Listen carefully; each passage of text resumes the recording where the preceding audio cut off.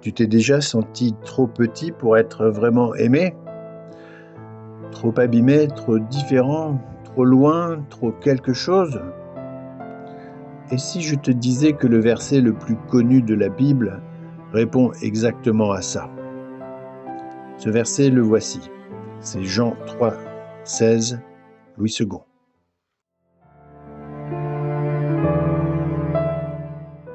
Car Dieu a tant aimé le monde qu'il a donné son Fils unique, afin que quiconque croit en lui ne périsse point, mais qu'il ait la vie éternelle.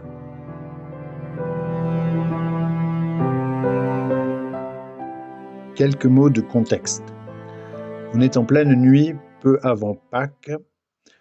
Un homme influent, membre de l'élite, un chef religieux, s'approche de Jésus en cachette. Il veut en savoir plus sur celui qui a accompli des miracles et qu'il reconnaît comme un envoyé de Dieu. Il s'appelle Nicodème et il a des questions, des vraies, et les réponses de Jésus vont le désarçonner. Pour aujourd'hui, rappelle-toi simplement que c'est dans cette conversation nocturne, intime, presque chuchotée, que Jésus prononce ces mots. Pas devant une foule, pas pendant un discours, mais comme un secret partagé entre deux personnes.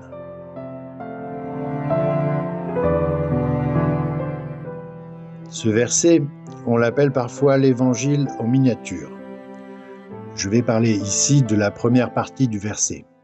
La seconde partie, qui commence par « afin que », très importante également, sera traitée dans un autre épisode.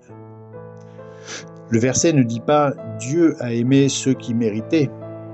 Il dit « Dieu a tant aimé le monde », c'est-à-dire toi et moi.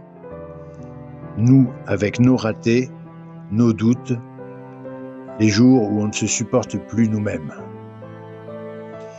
Et cet amour n'est pas resté une belle idée. Il s'est traduit en un geste, un don, le plus grand qui soit, celui de son Fils unique, Jésus. En donnant ce qu'il a de plus cher, Dieu veut se révéler comme un Dieu qui s'offre au monde dans un acte d'amour illimité. L'amour de Dieu a une portée universelle et le Fils a été envoyé pour sauver le monde.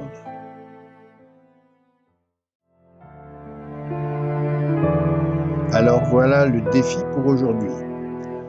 Puisque tu as reçu gratuitement, donne gratuitement. Choisis une personne dans ta journée, un collègue, un proche, un inconnu, et offre-lui quelque chose de précieux. Une vraie écoute, un service inattendu, un mot qui fait du bien. Pas pour être vu, juste parce que c'est comme ça que l'amour circule. Tu n'es pas un spectateur de cet amour, tu en es le canal.